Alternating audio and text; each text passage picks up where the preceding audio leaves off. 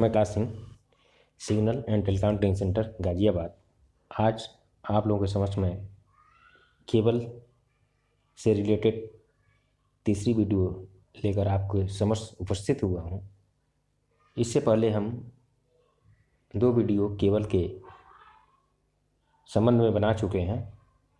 इससे पहले वाली वीडियो में हम लोगों ने देखा था telecom cable, PCQT cable, PIGF cable की बनावट, 4 क्वाड केबल में क्वाड की पहचान, 6 क्वाड केबल में क्वाड की पहचान, क्वाड केबल की समान स्पेसिफिकेशन, 6 क्वाड केबल की क्वाड एलोकेशन। आज हम लोग इस वीडियो में जिस टॉपिक पे फोकस करेंगे वो है टेलीकॉम में प्रयोग होने वाली विभिन्न केबल में किए जाने वाले टेस्ट, 6 क्वाड केबल में लगने वाले जोड़, 6 क्वाड केबल फॉल्ट लोकेलाइजेशन, सावधानियाँ 6 क्वाड केबल की लेइंग। इन टॉपिक्स पे हम आज चर्चा करेंगे।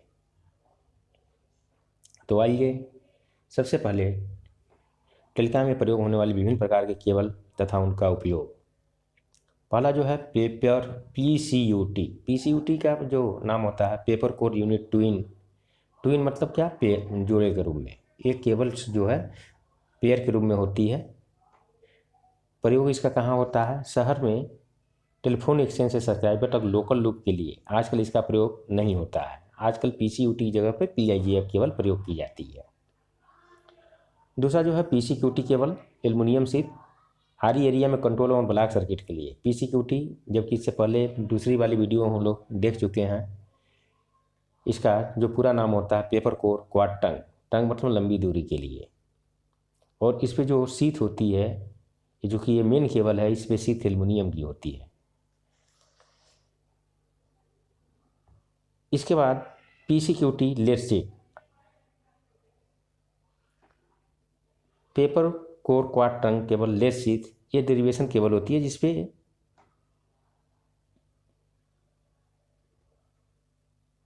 मेन केबल से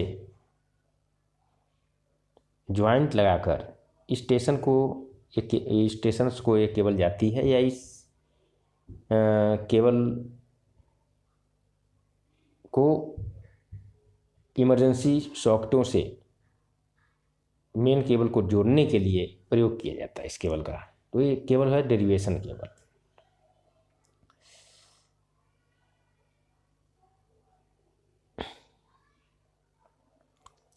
चौथा है 6 क्वाड PIGF केबल। 6 क्वाड मतलब जिसमें क्वाड की संख्या 6 हो और नंबर ऑफ जो वायर हों 24 हों और नंबर ऑफ पेयर कितने होंगे? 12 होंगे। आरी एरिया तथा नॉन आरी एरिया में कंट्रोल और ब्लॉक सर्किट के लिए तथा इसका प्रयोग डाटा सर्किट के लिए भी करते हैं। Paired PIGF cable, telephone exchange से सब्सक्राइबर तक लोकल लूप के लिए।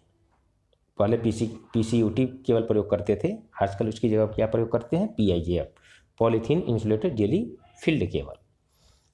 6 नंबर जो है coaxial cable, high speed data communication के लिए। हाई स्पीड डाटा कम्युनिकेशन के लिए कोएक्सियल केबल का प्रयोग करते हैं।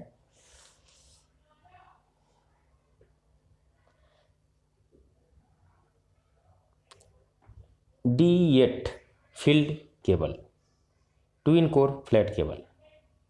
D8 डिजास्टर के समय फील्ड में टेम्परेरी टेलीफोन कनेक्शन के लिए और सिटी बॉक्स से टेलीफोन तक के कनेक्शन के लिए। Switch board cable, telephone exchange repeater की इंडोर वायरिंग तथा केबल फॉल्ट में टेम्परेरी ठीक करने के लिए। कैट 5, कैट 6, कैट का पूरा नाम होता कैटेगरी नंबर 5 और category number 6, local area network communication के लिए, लैन।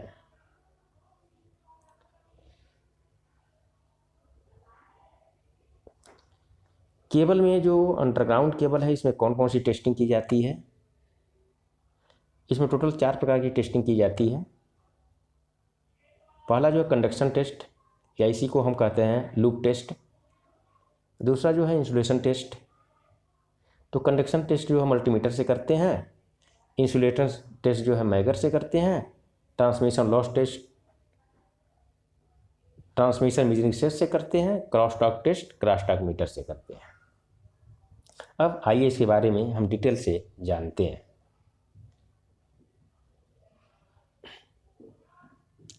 कंडक्शन टेस्ट केवल के एक सिरे पर पेयर के दोनों तार को लूप करते हैं तथा दूसरे सिरे पर मल्टीमीटर को रेजिस्टेंस के रेंज में लगाकर इसकी वैल्यू को चेक करते हैं। यह वैल्यू जो आती है यह ओम में आती है, क्योंकि रेजिस्टेंस का जो यूनिट होता है ओम होता है। अब थियोरेटिकल और प्रैक्टिकल वैल्यू में 5% से अधिक का अंतर नहीं आना चाहिए। मान लीजिए जो हम थियोरेटिकल जो वैल्यू है जो बुकों में लिखी हुई है और जो प्रैक्टिकली हम करके देख रहे हैं, इन दोनों में जो अंतर होना चाहिए 5% से अधिक का नहीं होना चाहिए। दूसरा जो है इंसुलेशन टेस्ट, यह टेस्ट मैगर से करते हैं। केबल के लिए 100 वोल्ट डीसी मैगर का प्रयोग करते हैं और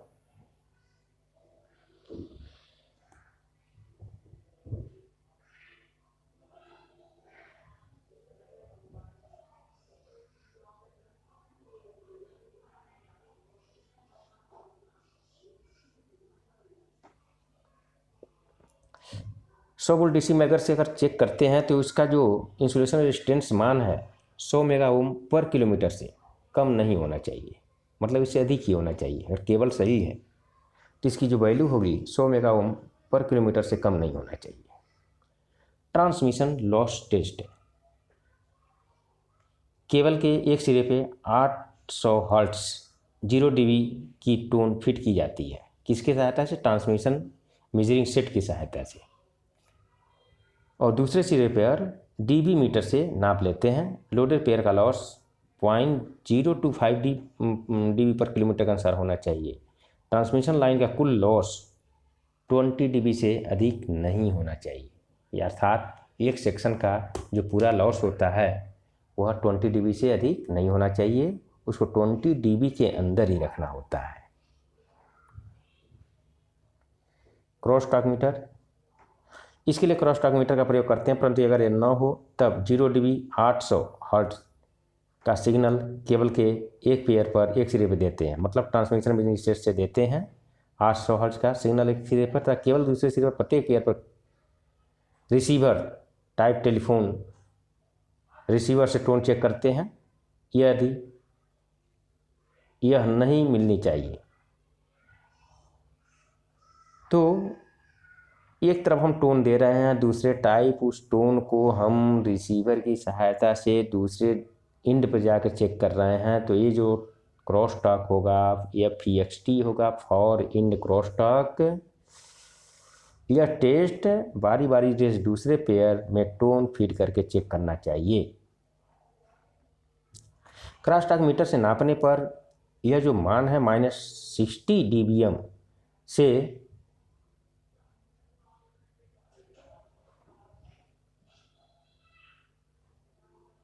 कम होना चाहिए। -60 dBm से क्या होना चाहिए? कम होना चाहिए।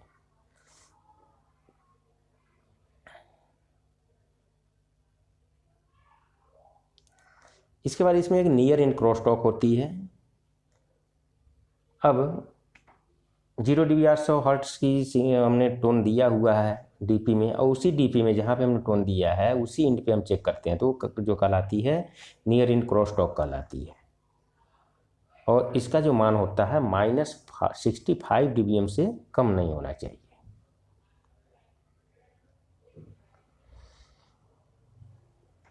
सी स्क्वाट केबल में लगाए जाने वाले विभिन्न जॉइंट्स, जैसा कि हम जानते हैं अंडरग्राउंड टेलीकॉम केबल 500 मीटर और 1000 मीटर की लेंथ में आती हैं। इस एटम की जो लेंथ होती है 500 मीटर 1000 मीटर होती है।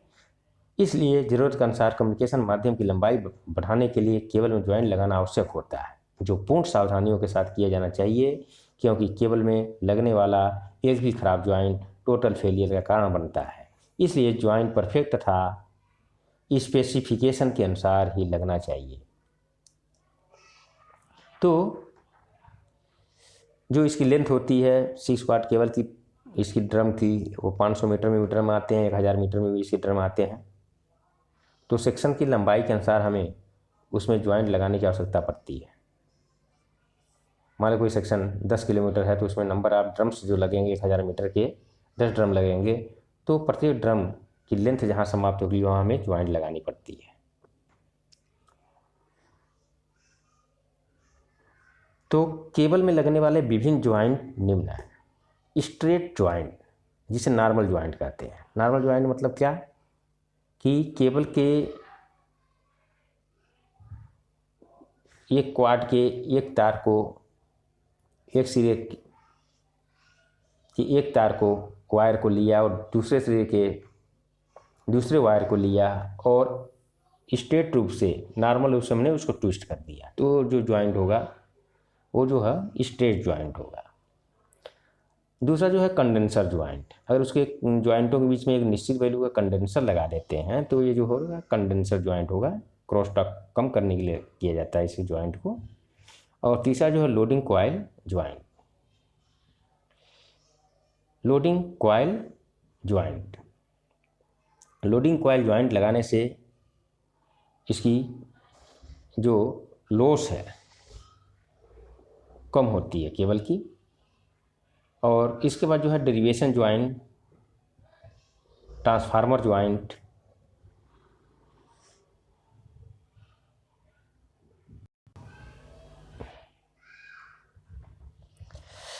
अब आइए विस्तार से जानते हैं straight joint, normal joint. Cable की लंबाई जरूरत अनुसार बढ़ाने के लिए 500 मीटर / 1000 मीटर के बाद लगाए जाने वाला ज्वाइंट से इस ज्वाइंट में सीधे तार से तार को जोड़ा जाता है। तो इस ज्वाइंट में जिसमें सीधे तार से तार को जोड़ा जाएगा उसे हम कहेंगे स्ट्रेट ज्वाइंट या नॉर्मल ज्वाइंट। इसके बाद आता है कंडेंसर ज्वाइंट, या लोडिंग सेक्शन के मध्य में लगाए जाने वाला ज्वाइंट है। इसमें कंडक्टरों के पैरेलल में ज़रूरत अनुसार कैपेसिटर सर्किट को बैलेंस करने के लिए जोड़े जाते हैं ताकि अनबैलेंस के कारण क्रॉस टॉक न बढ़े। यह प्रक्रिया बैलेंसिंग कहलाती है। मतलब क्रॉस टॉक को कम करने के लिए जो ज्वाइंट लगाई जाएगी, तो अगर उस ज्वाइंटों के बीच में कंडेंसर लगा दिया जाए तो इससे क्या होगा, क्रॉस टॉक कम हो जाएगा सर्किटों को बैलेंस करने के लिए। इसका लोडिंग कॉइल ज्वाइंट है। अंडरग्राउंड केबल में डिस्टार्शन और लॉस को कम करने के लिए प्रत्येक 2000 मीटर के बाद 118 मिली हेनरी का कॉइल लगाते हैं। इससे ट्रांसमिशन लाइन डिस्टार्शन लेस हो जाती है, तो लॉस भी 0.60 dB से घटकर 0.2 dB हो जाता है। यह प्रक्रिया लोडिंग कहलाती है।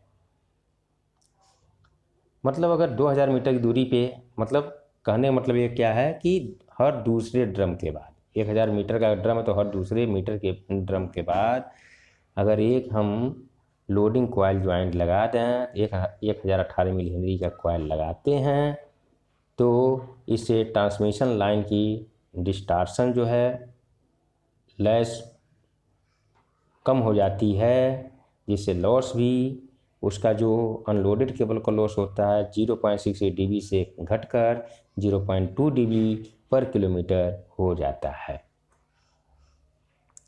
इसका जो है डेरिवेशन ज्वाइंट, विभिन्न रेलवे कंट्रोल सर्किटों को प्रयोग के स्थान तक ले जाने के लिए ट्रांसफार्मर द्वारा टेपिंग ली जाती है। इसके लिए 6 वाट केबल में लगाया जाने वाला ज्वाइंट डेरिवेशन ज्वाइंट या ट्रांसफार्मर ज्वाइंट कहलाता है। मतलब मेन केबल से स्टेशन तक ले जाने के लिए, विभिन्न सर्किटों को चलाने के लिए, तो एक केबल ले जाएंगे तो मेन केबल से एक क्रॉस में जो स्टेशन को केबल ले जाएंगे तो उस मेन केबल और वो केबल के बीच में एक ज्वाइंट लगेगा। उसी ज्वाइंट को डेरिवेशन ज्वाइंट या ट्रांसफार्मर ज्वाइंट के नाम से हम जानते हैं। इसके लिए जरूरत अनुसार ब्रास केसिंग में ट्रांसफार्मर की वायरिंग करते हैं। ट्रांसफार्मर में डेरिवेशन की तरफ ही वाइंडिंग की डेरिवेशन केबल में जोड़ते हैं तथा मेन साइड को मेन केबल के साथ जोड़ते हैं। Building of network joint BON, यह लोडिंग सेक्शन छोटा पड़ जाता है तो उसकी पूर्ति के लिए एक RLC सर्किट हर पेयर में लगाए जाते हैं। यह ज्वाइंट BON ज्वाइंट कहलाता है। Cable termination joint, repeater station और केबल हट में केबल के सिरे को टर्मिनेट करने के लिए CT बॉक्स में केबल को टर्मिनेट किया जाता है।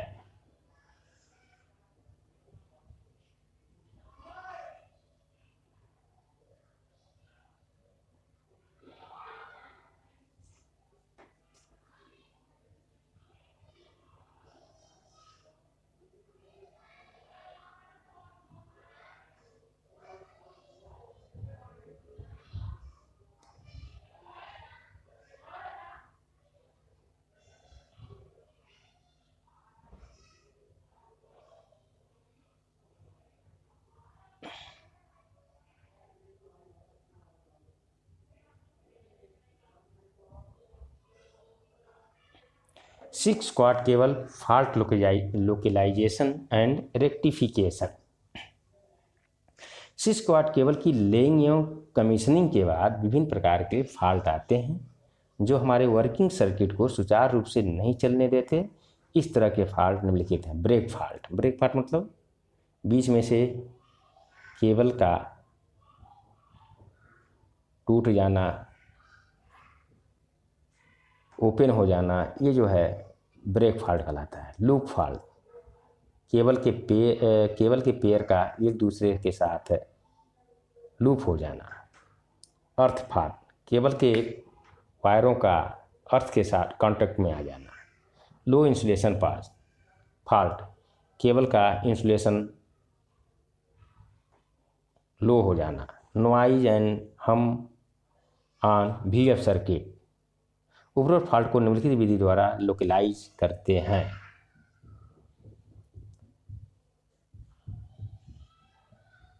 पहला जो है कन्वेंशनल मेथड, दूसरा नियरेस्ट पॉइंट टू लोकेलाइजेशन के ज्वाइंट को ऑपरेट करना।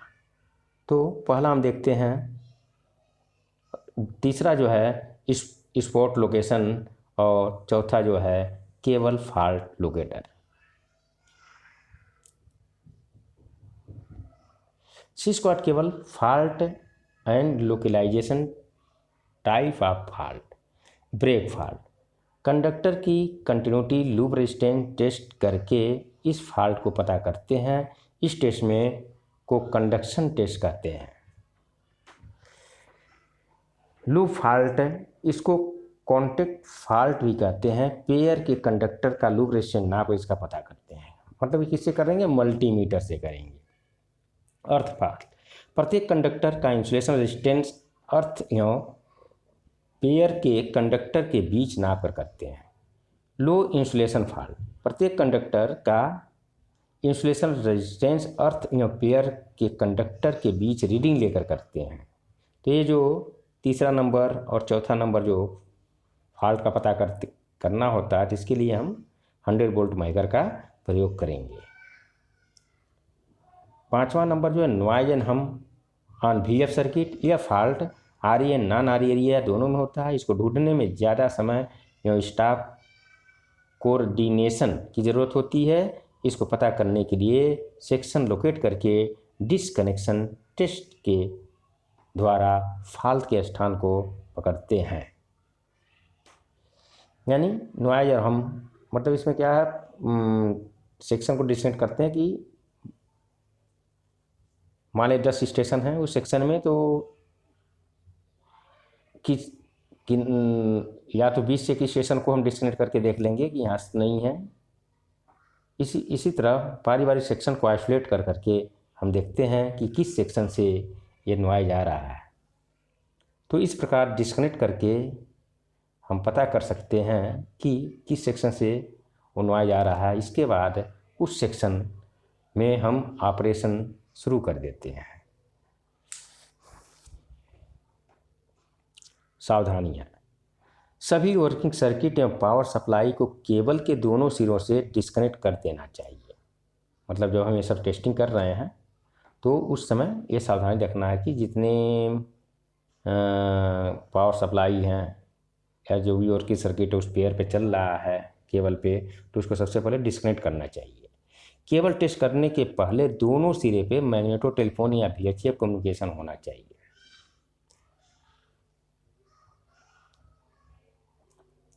ठीक, तो हॉटलाइन का प्रबंध होना चाहिए कि जो भी है दोनों साइड या तो VHF कम्युनिकेशन हो या मैग्नेटो टेलीफोन लगा हो।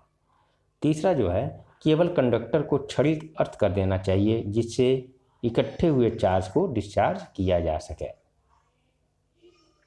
केबल में जो कंडक्टर हैं उनको कुछ समय के लिए क्षणिक अर्थ कर देना चाहिए जिससे इकट्ठे हुए चार्ज क्या हो सके, डिस्चार्ज हो। कंडक्टर और इंसुलेटिंग पार्ट को साफ और सूखा रखना चाहिए।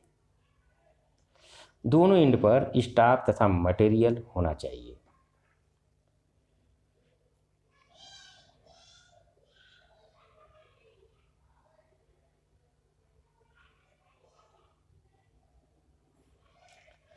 Six quad cable laying. Six quad या केबल बिछाते समय निम्न बातों का ध्यान रखना चाहिए। जिस एरिया में केबल बिछानी है उसका सर्वे किया जाना चाहिए। केबल रूट सीधा तथा छोटा होना चाहिए। इस रूट की अन्य केबलों जैसे पावर केबल, PNT केबल, पानी की पाइप आदि की सूचना एकत्र कर लेनी चाहिए।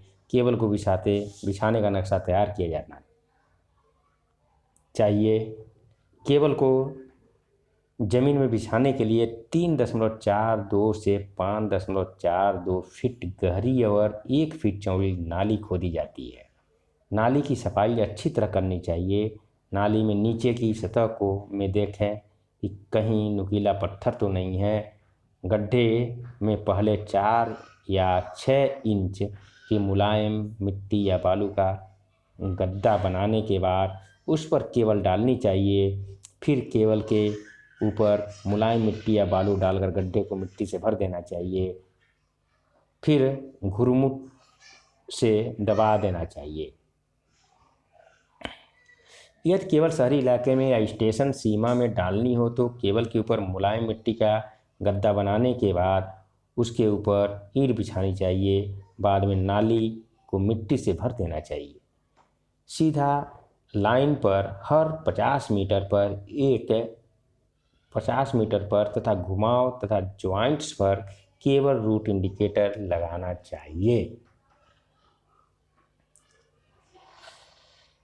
केबल ट्रैक से कम 10 मीटर की दूरी पर हो तथा रेलवे बाउंड्री में होनी चाहिए। शहर में एक्सचेंज केबल का रूट सड़क के किनारे समुचित स्थान पर होनी चाहिए। दूरसंचार केबल अन्य केबलों के साथ साथ नहीं डालनी चाहिए। इनमें कम से कम 1 मीटर का फासला होना चाहिए। यदि ऐसा संभव न हो तो दोनों केबलों के बीच ईंट की दीवार बनानी चाहिए। टेलीकॉम केबल डालते समय यह ध्यान रखें कि कम से कम सड़क, रेल लाइन, पानी का पाइप, नाला, पुल आदि न पड़े और इन सब को पार करना भी पड़े तो निम्न सावधानियां ध्यान में रखें। सड़क पार करने में ACC पाइप में से केबल को ले जाएं। रेलवे लाइन पार करने के लिए RCC पाइप का प्रयोग करें।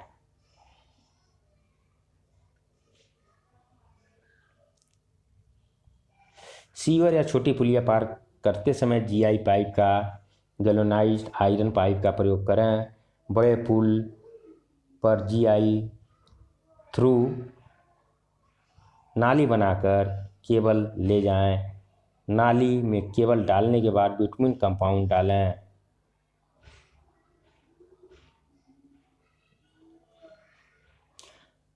पानी के पाइप या पावर केबल पार करते समय टेलीकॉम केबल को इनके नीचे से ले जाना चाहिए। यहाँ पर भी ACC या RCC पाइप का प्रयोग करें। यदि पाइप न हो तो दोनों के बीच ईंटों की तह बिछा दें। यदि किसी ऊंचे बांध पर केबल को चढ़ाना या उतारना हो तो नीचे से ऊपर तक गड्ढे में ईंटों की नाली बनाकर केबल को ले जाएं। फिर इस नाली को बिटुमिन कंपाउंड से भरकर ऊपर ईंटों की प्लांटिंग करके गड्ढे को भरें। जहाँ की ज़मीन ऊसर या नमकीन हो वहाँ पर भी पक्की ईंटों की नाली बनाकर केबल डालें, फिर बिटूइन कंपाउंड डालकर ऊपर से प्लास्टर कर देना चाहिए। जहाँ पर केबल ज्वाइंट लगा हो वहाँ दोनों केबलों का 1-1 मीटर का ओवरलैप और छोड़ देना चाहिए। यदि मेन केबल में से कहीं टेपिंग लेनी हो तो वहाँ पर मेन केबल का लूप बनाकर छोड़ देना चाहिए। केबल में कभी शार्प मोड़ नहीं देना चाहिए। यदि केबल को मोड़ना हो तो दूर से ही थोड़ा थोड़ा मोड़ना चाहिए। केबल को ऐसे हैंडल करना चाहिए जैसे कि माँ अपने नवजात शिशु का रख रखाव करती है।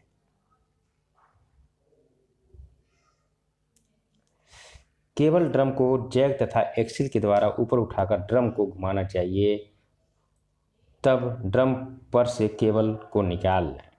केबल बिछाते समय हर मीटर पर केबल को पकड़ने के लिए एक एक आदमी होना चाहिए।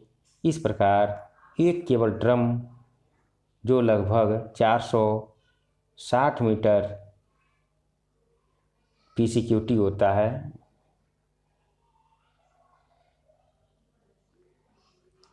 है को बिछाते समय 153 आदमियों की आवश्यकता होती है। केबल को निकालते समय यह ध्यान रखें कि केबल को ज़बरदस्ती न खींचें और केबल में मरोड़ न पड़ने पाए। केबल डालने के बाद केबल रूट प्लान बनाकर मेंटेनेंस स्टाफ को दे देना चाहिए। आरी एरिया में केबल बिछाते समय निम्न बातों का ध्यान रखें। केबल ट्रैक से कम 5.75 मीटर दूर हो और रेलवे बाउंड्री में हो। यदि इतनी जगह न हो तो 1 मीटर से तो बिल्कुल कम न हो और उतनी दूरी तक केबल को RCC पाइप में ले जाएं। यदि रास्ते में railway traction sub station RTSS पड़े तो केबल को ट्रैक के विपरीत दिशा में ले जाएं। यदि मजबूरी में RTSS साइड से ही केबल ले जानी पड़े तो RTSS बाउंड्री से कम 1 मीटर पर केबल को ले जाएं। RTSS बाउंड्री के दोनों तरफ 300 मीटर तक केबल को RCC पाइप में ले जाएं। यदि रास्ते में SSP सब सेक्शनिंग पोस्ट पड़े तब ट्रैक के विपरीत तरफ केबल ले जाएं। यदि ऐसा संभव न हो तो SSP बाउंड्री से 5 मीटर दूरी पर केबल बिछाएं तथा SSP के दोनों तरफ केबल को 300 मीटर तक RCC पाइप में ले जाएं। केबल का शीथ और आर्मर हर जोड़ पर तथा सिरों पर अर्थ कर देना चाहिए। ऐसा करने से केबल पर इंडक्शन प्रभाव कम हो जाता है।